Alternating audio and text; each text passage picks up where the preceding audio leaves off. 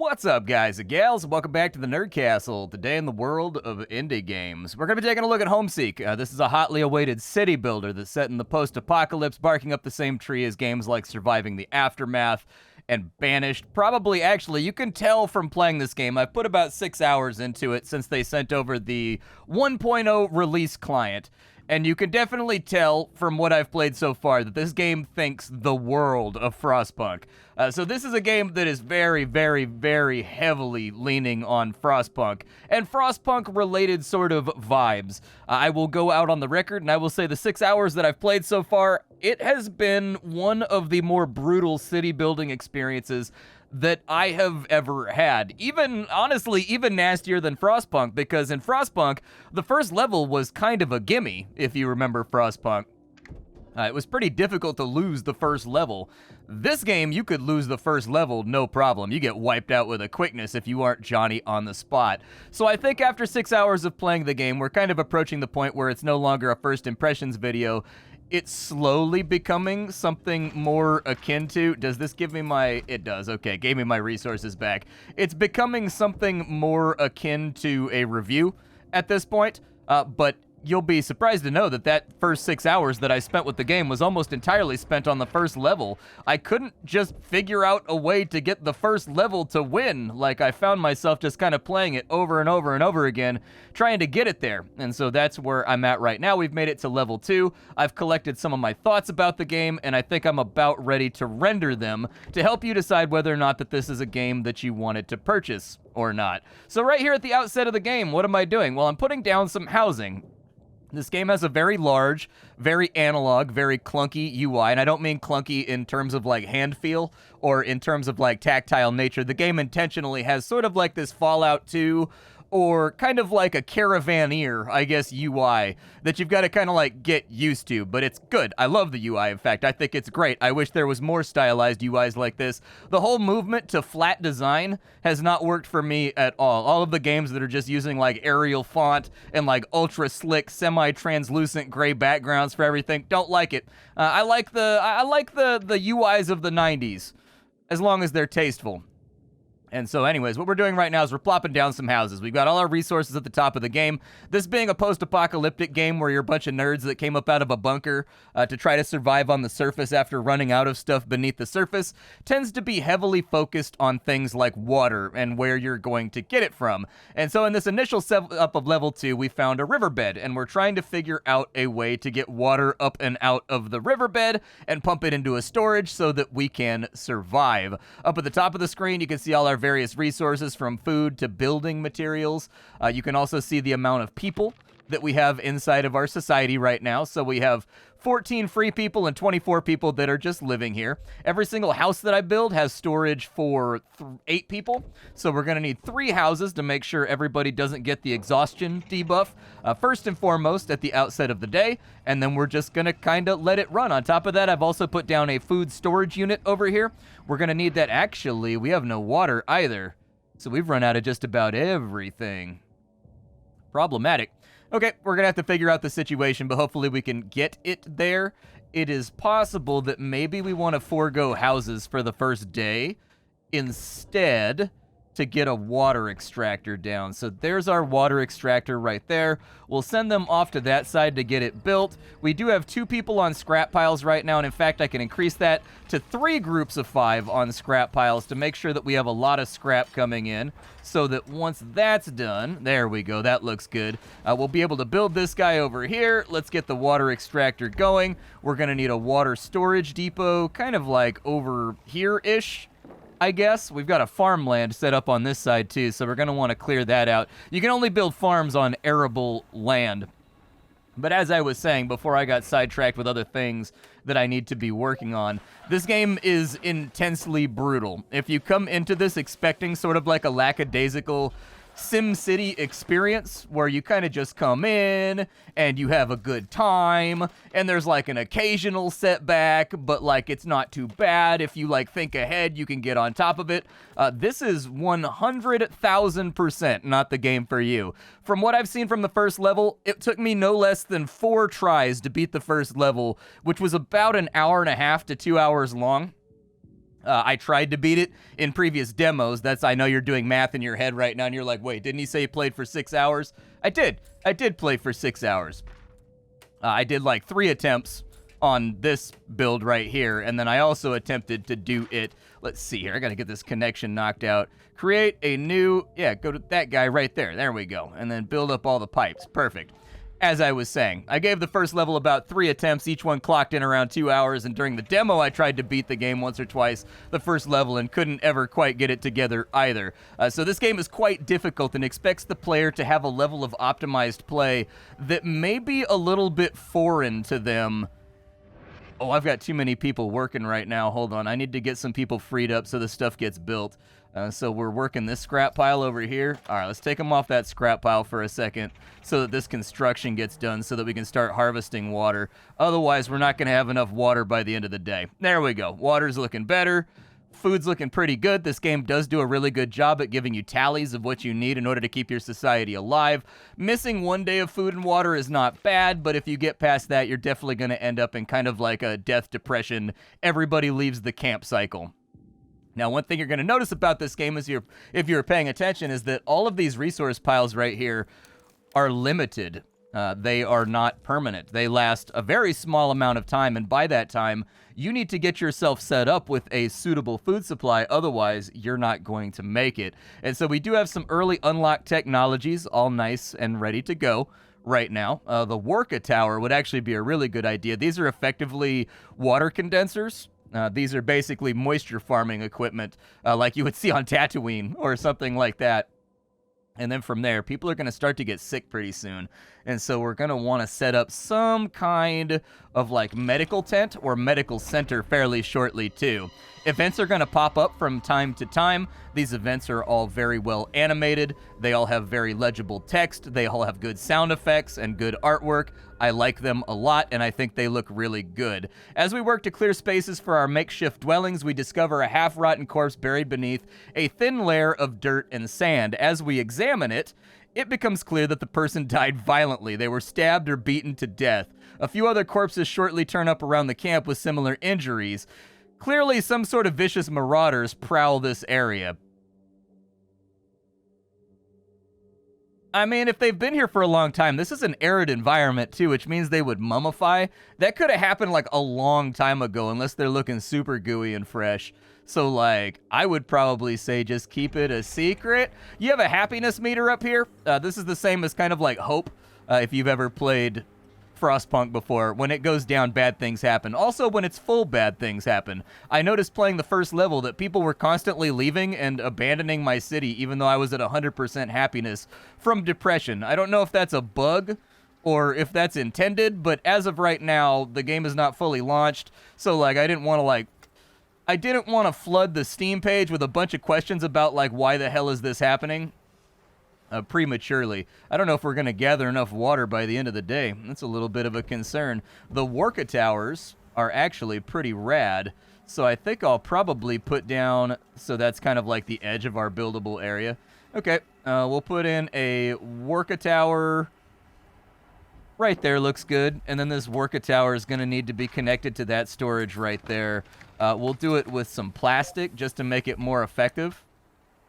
And then I'm going to take a couple guys off scrap gathering so that building gets built. You'll see them move over there. The people you assign actually exist in this game, so like you'll see them leave that work spot and go over to the other place. The varying levels of elevation in our new camp has given us additional headache of needing to transport water upwards. While some theorize ways why this might be achieved, others believe a solution is discovered in the nearby area, since people of the old world must have faced and resolved the exact same problem. Yeah, we're going to have to figure out water pressure, or we're going to have to figure out a canal system that comes from the highlands down to the lowlands. Water pressure is a little bit more complicated, though, so I guess we'll figure it out. This is going to give us a little trickle of water per hour at night while it runs, in case you were wondering what this does. We can only place like a certain number of them inside of like a geographical area because they have efficiency that needs to be obeyed. But we could probably put one right there. I don't know if we can run the piping far enough to get it to this storage right here, but After playing the first level, I am incredibly paranoid about my access to water. I can't, like, express that enough. I'm, like, super paranoid about water and where I'm going to get it from. Let's go ahead and how much is that going to cost me? 400 to run it over there? Okay, I'll save up the 400 and we'll do it. I don't know if we'll get the 400 done by the end of the day. We did get the 400 done by the end of the day. Very nice. You guys are working OT out here. There we go. Pipes have been run. We now have 2 Worka towers, so that should give us about 35 water an hour overnight. I think they function from like 10 o'clock till like 4 a.m., so 6 hours. It's not much, but it's something. It's an extra 180 while we hang out, I think. It adds to our total, and on this first day, we have a little bit of a deficit because we had setup time. And so people drink water first thing in the morning when they get up. That's when they get the water done.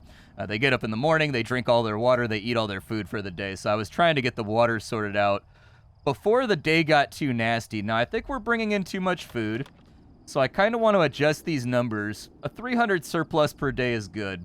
300 surplus per day means that I've got 4 workers right now. I don't have enough scrap to play around with, so instead what we'll do is I need these scrap piles to get the hell out of the way. That way I can build in these areas. Oh, an event. Rain. Clouds form overhead, and before long we are blessed with the rare visitation of rainfall. Hope surges among our community at the site. Maybe the world isn't dead after all. I don't know exactly what rain does. So it refills natural reserves such as wells and rivers. That's good to know. So maybe it'll add. Oh, it is indeed adding to this well in this aquifer right here.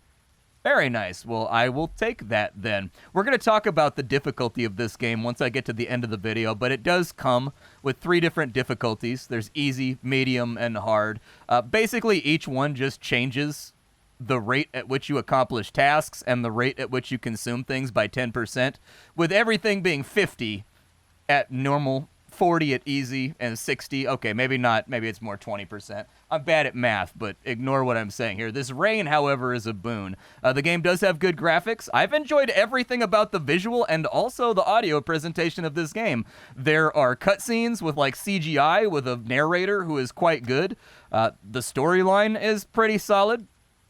I think the issue I ran into here, though, is just the absolutely ridiculous level of difficulty. Like, this is a very hard game that does not love you or care about you at all. Alright, so new event right here in the morning. Ever since the most recent rainfall, water has started to flow over nearby riverbeds once more. It's a tragedy to let so much clean water go to waste. We need to prioritize some way to collect the river's bounty so that we can add it to our reserves. Maybe an old relic from the ruins of the old world will hold the secret to harvesting river water. Yeah, so we're going to have to go out on expedition, but I got to wait for some scrap to come on in so that I can build an expedition center. As you can see, our reserves have been tapped for the day, and it looks like we have migrants, actually. The rain clears. There are a small band of migrants seemingly hurried to make quick progress in their travels. They tell us they're searching for a place to settle from the local bandits in this area and that we would be wise to do the same. Although most of them seem interested in traveling elsewhere as quickly as possible, a few of them linger behind. These stragglers tell us that they would rather abandon their arduous journey and settle down in the safety of our community. Okay. We'll take a small handful. Most games like this, you take literally everyone you can get your hands on. From the beginning of the game, just to get more workforce. This is not that game. Let me warn you, you need to be very, very careful about your immigration in this game. Each person in this game that joins your society represents a massive increase in the amount of resources. Each person takes 50 food a day and 50 water a day. So look at your numbers right here and realize that even with everything that we've set up, even our wells are limited in the amount of water that they can provide and how long they will last. So you really need to think carefully about like who's allowed to join your society and whether or not it's going to topple over your economy. If you want to play this game successfully, you're going to need to be sort of obsessed about things that have to do with the economy, keeping it up and running, and making sure that you're always equalized on the things that you need in order to get the job done. I'm going to put an expedition center over here, I think. So there's our expedition center so that we can start sending people out to the world map to explore and start doing events. Other things we may also want to think about today is we need 2 more houses. And so I may expand my residential sector down here so that we have less people who are exhausted. We also have people that are starting to need medical care because they have contaminated water. And so anybody that doesn't get medical care from drinking contaminated water is going to get sick within like a few days and die. A pair of wastelanders clad in makeshift armor have approached our camp, brandishing their weapons threateningly. They loudly proclaim that we are making camp in a territory that belongs to the Dust Devils, and we will pay tribute if we want to remain. The payment is not so bad, but it looks like this one is going to be a tug of war between our morale and the bandits' morale. So I'm going to protest, and we're going to hold on to our stuff. It may not work out for me, but it seems like this one's kind of introducing us to the idea of conflict.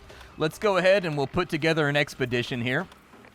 We're not going to go too crazy with the amount of stuff that we give them. We'll probably go 2 days worth of food and water, I guess. That sounds all right to me. And we'll go ahead and get them assembled. And we're going to try to clear out some map nodes real fast because that's how you get new researches. We're also going to need a couple people to come off this scrap pile over here and work as doctors so that we now have people working on our wounded. So that looks good. Actually, I may abandon this scrap pile entirely for the moment just because I need to get some of these constructions done. I'd also like to get another Worka tower down, but I don't know where I want that to be at. I don't know. We'll think about it for a second while we finish out the workday. The alarm is raised when a survivor spots a group of bandits heading towards our encampment. The raiding party raises half a dust storm on the horizon with its approach, giving us time to decide on a course of action. We know that our encampment outnumbers them, but we expect they will be better armed and more vicious. Yeah, let's go ahead and fight. I ain't no punk. Let's put the spurs to him, man. Let's feed him that pipe. Break out that Glock. Just and get him. We try to mount a defense, but almost all of our would-be defenders are confused or frightened, running to the battle alone or fleeing in disarray. We probably should have warned them earlier when we discovered the bandit bodies. Oh, man. Only one person got wounded, though. That's not that bad, and we stood up for ourselves. And now everybody's aware of the situation, so could be worse, all things considered. Could definitely be worse. Is my expedition about ready to be mounted? I need you guys to be, like, ready to go. Expeditioners are ready to go. Now, this is one of the fundamental problems that I've found with the game. I'm going to point this out specifically because this annoys me to tears. When you put people in an expedition, it doesn't let you pick who goes on the expedition. And so it might give you sick or wounded or dying people in your expedition. It doesn't like bring up a list and allow you to be like, I want this guy and this guy and this guy, and then move your workforce around. It just grabs people at random who are idle, basically. And so there's no way to check and tell who's sick and who's wounded in what workforce.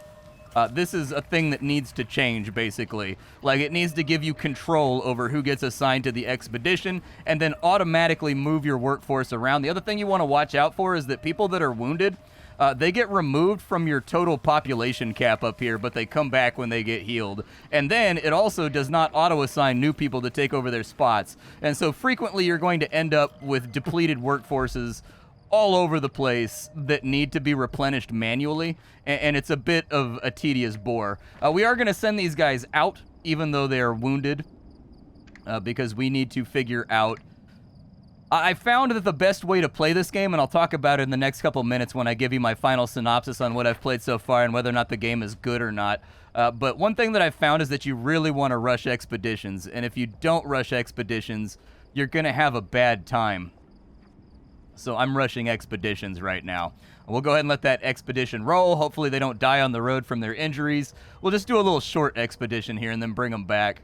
Our expedition has arrived, and it looks like they found a ruined village. The remains of a vast battlefield surround the outskirts of the village. There are rusted, burnout tanks, broken rifles, unexploded shells, and half-buried skeletons that cover the vast swaths of land. There is a striking quietness to such a place that was once clearly overwhelmed with violence. Let's find another way in. We're not here for salvage. I can get plenty of salvage from just the map. I tend to favor options that save me time because most of the maps in this game seem to be aggressively time-gated, where if you're not moving quickly at all times, you're basically going to die out from running out of resources at some point. And you might think that like farms in the river are going to save you, but my experience has been that the farms produce less food than like 1.5 berry bushes, and we already can barely feed our entire society on 1.5 berry bushes. So like this farm is going to give us enough for like maybe 20 people. This farm over here, there's another one down this way. It's going to give us enough food for about 20 people, but you need water, so you're siphoning off water supply in order to grow food, and so that's going to come out of your water stores, which is then going to create an issue. So everything in this game has a cost. This game also has a research tree. It is quite expansive and large with lots of upgrades. We don't have a research building yet. I'll try to build said research building so that you can see what that looks like during the course of my closing thoughts here. Okay, so I'm going to start off with the good things that I discovered with Homeseek over my first big play session with it since a year ago in the demo. I love the graphics. Game looks great. Love the artwork. Looks fantastic. Love the world. It's brutal. It's oppressive. It's nasty. I like the lore and the factions you're introduced to, and I especially liked the CGI video narrator. They've done a really good job on the thematic level here, sucking you into the universe, which is probably why I gave this game so much time, despite the fact that it kept twisting my nipples and making me mad. The game is tense. It's difficult. It's nasty. It requires multiple attempts to beat each level if you're like an average gamer like me. And unfortunately, this is where I'm going to have some concerns on a structural level. The first level of this game is horribly balanced. In order to win, I basically had to completely ignore building a city in a city building game while the tutorial was telling me to build a city. Just ignore that completely and create expeditions that I just hardcore spammed the map with until I found the location that let me win in 2 or 3 days.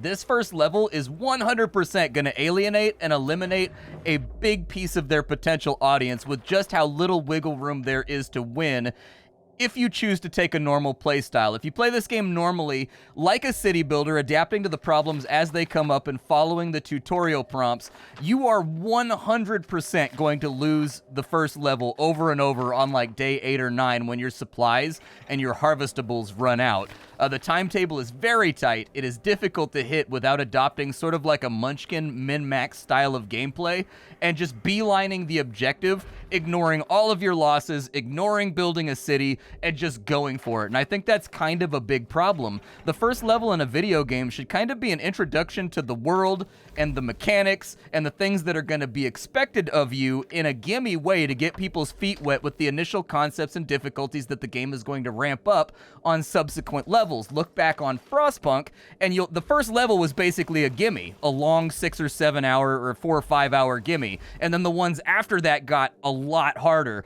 but the first level was still losable if you completely ignored what the game was telling you to do.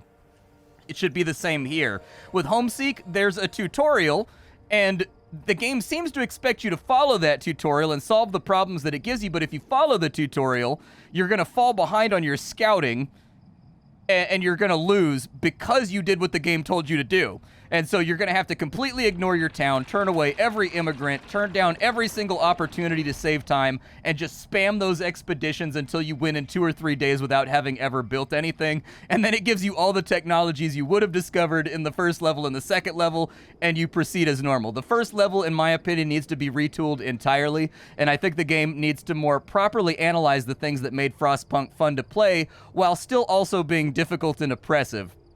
That being said, the game does open up a bit after the first level, and I found myself having a lot more fun after the first level. So it was a weird juxtaposition going from having no fun in the first level to having quite a bit more fun in the second level. And there seems to be about 10 levels. Each of them seems to be about 2 to 3 hours long, and so that should give you some idea how far the game goes. But the balance does get better after the initial level.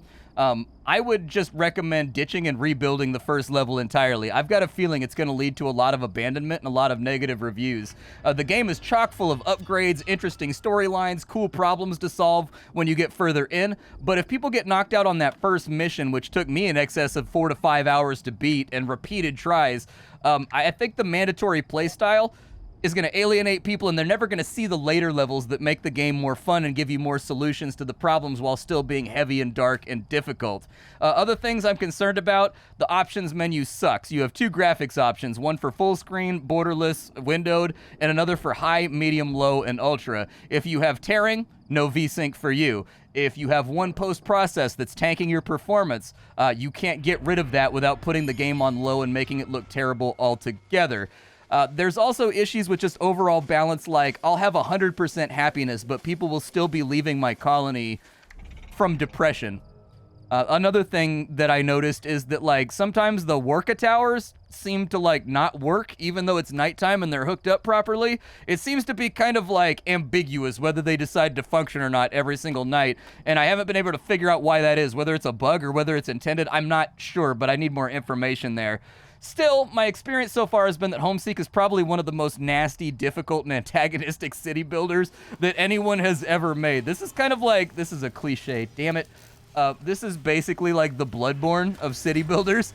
If you're up for that kind of challenge and you're okay with optimizing your playstyle and being expected to do everything perfectly, I think you'll probably have fun here. But this is not a game that's for everybody, and the first mission is an absolute, like, bitch if you decide to not play in a hyper-optimized, unnatural way. After that, it seems to clear up a bit and get quite a bit more fun, but you're still going to lose a lot. My name is Splattercat. I sift through the pile to find what's worthwhile in the world of indie games every single day so you don't have to. Today up on the chopping block, we were looking at Homeseek. Tomorrow we'll be looking at something else. Thank you for spending your time with me, and I think I got everything out that I needed to get out about this game. You have been warned. You have been lured. I don't know. I think this is a game that's going to work for a certain type of gamer, and everybody else is going to be like, I hate this and I'm unhappy. I'm not, it was very dark and oppressive. I'll catch y'all next time. Bye, folks.